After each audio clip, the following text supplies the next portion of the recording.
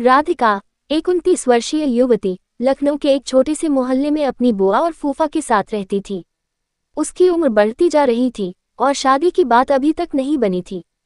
राधिका की जिंदगी घर के कामों और अपनी बुआ की बेटी शालिनी की शादी की तैयारियों में बीत रही थी। शालिनी की शादी में पूरा घर मेहमानों से भरा हुआ था। राधिका के मन में एक खालीपन था। उसकी सहेली नेहा ने उसे ताना मारा, राधिका तू अब 29 की हो गई और शालिनी, जो तुझसे 6 साल छोटी है, उसकी शादी हो रही है। तू कब तक यूं ही घर में काम करती रहेगी। नेहा की बातें राधिका के दिल को चुभ गईं। उसके माता पिता की मृत्यु के बाद बुआ और फूफा ने उसे अपने घर ले लिया था, लेकिन उसकी पढ़ाई 12वीं के बाद छूट गई थी। वह सोचती थी कि अगर वह कॉलेज गई होती तो शायद उसे कोई अच्छी नौकरी मिल जाती और उसकी जिंदगी अलग होती। उसने नौकरी की तलाश भी की थी, लेकिन कुछ हाथ नहीं लगा। अब वह घर के कामों में उलझी रहती थी, जबकि बुआ की बेटी शालिनी को सारी सुविधाएं मिलती थीं। शालिनी की शादी के दिन राधिका तैयार हो रही थी। उसने आईने में खुद को देखा और सोचा, क्या मुझमें अब वह बात बची है? मेरी जवानी तो ढल रही है। आंसुओं की एक बूंद उसकी आंखों से लुढ़क गई। नेहा ने फिर उसे समझाया, राधिका तू अपनी जिंदगी को बदल सकती है। बस किसी अच्छे इंसान को ढूंढ ले। तुझे अपनी बुआ पर भरोसा नहीं करना चाहिए। राधिका ने मेहमानों में नजर दौड़ाई, लेकिन कोई भी ऐसा लड़का नहीं दिखा जो उसकी उम्र का हो और कुंवारा हो। ज्यादातर लड़के या तो शादीशुदा थे या उससे बहुत छोटे। वह निराश हो गई। शालिनी की शादी के बाद घर में अब सिर्फ राधिका, उसकी बुआ और फूफा रह गए थे। एक दिन बुआ ने राधिका को बताया कि उन्होंने अपने घर के निचले हिस्से में एक नया किराएदार रखा है। उसका नाम था अर्जुन। बुआ ने राधिका को कुछ खाने पीने का सामान अर्जुन को देने के लिए कहा। राधिका ने सामान लेकर अर्जुन के दरवाजे पर दस्तक दी। जब अर्जुन ने दरवाजा खोला, राधिका उसे देखकर हैरान रह गई।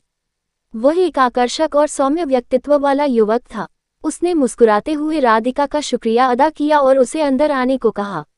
लेकिन राधिका को अपनी बुआ का डर था, इसलिए वह जल्दी से सामान देकर वापस चली गई। बुआ ने राधिका को अर्जुन के लिए रोज नाश्ता और रात का खाना पहुंचाने की जिम्मेदारी दी। अर्जुन अकेला रहता था और उसने खाने का कॉन्ट्रैक्ट भी किया था। हर बार जब राधिका अर्जुन को खाना देने जाती, उसके मन में एक अजीब सी हलचल होती। वह उसे देखकर आकर्षित होने लगी थी, लेकिन अपनी बुआ के डर से वह ज्यादा बात नहीं करती थी। अर्जुन भी राधिका से हल्की फुल्की बातें करता, लेकिन वह हमेशा संकोच में रहती। एक दिन राधिका ने अपनी सहेली नेहा को अर्जुन के बारे में बताया। नेहा ने कहा, राधिका ये तेरा मौका है, उसे अपने जाल में फंसा ले। तुझे अपनी जिंदगी जीने का हक है। राधिका को नेहा की बातें सही लगी, लेकिन वह डर रही थी। उसने कभी ऐसा कुछ नहीं किया था। फिर भी नेहा की बातें उसके दिमाग में घूमने लगी। एक रात बुआ और फूफा किसी शादी में गए थे और अगले दिन सुबह तक लौटने वाले थे। राधिका ने सोचा कि यह एक अच्छा मौका है। उसने अर्जुन के लिए खाना बनाया और उसके घर चली गई। उसने सोचा कि वह अर्जुन को सरप्राइज देगी।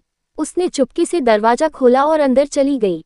घर में अंधेरा था, लेकिन अर्जुन के कमरे से हल्की रोशनी आ रही थी। जैसे ही वह कमरे के पास पहुंची, उसे कुछ अजीब सी आवाजें सुनाई दी। उसने लाइट जलाए और सामने का नजारा देखकर चौंक गई। अर्जुन अपने लैपटॉप पर कुछ देख रहा था और वह भी राधिका को देखकर हड़बड़ा गया। राधिका की नज़र लैपटॉप पर पड़ी और उसे समझ नहीं आया कि वह क्या देख रही थी। अर्जुन ने जल्दी से लैपटॉप बंद किया और कहा, राधिका तुम यहाँ कैसे? तुम तो रोज दस्तक देकर आती हो। राधिका ने हड़बड़ाते हुए कहा, मैं खाना देने आई थी। बाहर अंधेरा था तो मुझे लगा तुम सो गए हो या कुछ हुआ है, इसलिए चाबी से दरवाजा खोलकर आ गई। अर्जुन ने मुस्कुराते हुए कहा, घर पर कोई नहीं है ना? चलो बैठो, हम साथ में कुछ देखते हैं। उसने लैपटॉप फिर से चालू किया। राधिका को गलतफहमी हो गई थी कि अर्जुन कुछ गलत देख रहा था, लेकिन उसने देखा कि वह बस एक पुरानी फिल्म देख रहा था। राधिका ने राहत की सांस ली, लेकिन उसका मन अभी भी बेचैन था। नेहा की बातें उसके दिमाग में घूम रही थीं। अर्जुन ने उससे हल्की फुल्की बातें शुरू की और पूछा, राधिका तुम इतनी चुप चुप क्यों रहती हो? राधिका ने हिम्मत करके कहा, मुझे लगता है मेरी जिंदगी यूं ही बीत जाएगी। मेरी बुआ मेरी शादी नहीं करवाएंगी। अर्जुन ने गंभीर होकर कहा, राधिका तुम्हें ऐसा नहीं।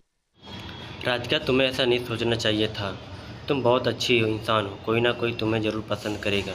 उस रात दोनों ने लंबी बातें की। राधिका को अर्जुन का स्वभाव पसंद आया। वह एक सॉफ्टवेयर इंजीनियर था और लखनऊ में नई नौकरी के लिए आया था। उसने बताया कि वह अभी अकेला है और अपने परिवार से दूर रहता है। राधिका को उससे बात करके सुकून मिला। उसने सोचा कि शायद वह अर्जुन को और जानना चाहती है। अगले दिन जब बुआ और फूफा लौटे और राधिका ने हिम्मत करके अपनी बुआ से अर्जुन के बारे में बात की। उसने कहा, बुआ मुझे लगता है अर्जुन बहुत अच्छा इंसान है।